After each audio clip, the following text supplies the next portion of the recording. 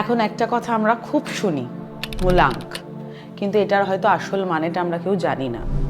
মূলাঙ্ক হলো আমাদের জন্মের তারিখটাকে প্লাস করে সিঙ্গেল ডিজিটে নিয়ে আসা। কিভাবে? ধরুন আপনার জন্ম তারিখ 15, আপনি 1+5 করলে সেটা সিঙ্গেল ডিজিটে হয় 6, তার মানে আপনার মূলাঙ্ক 6। তো আজকে আমরা কথা বলবো মূলাঙ্ক 1-এর ব্যাপারে।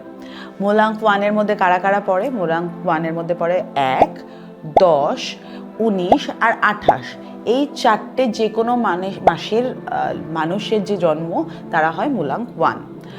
এই মূলাঙ্ক 1-এর ঘরে কি কি রাখা উচিত না সেটা আজকে আমি বলবো।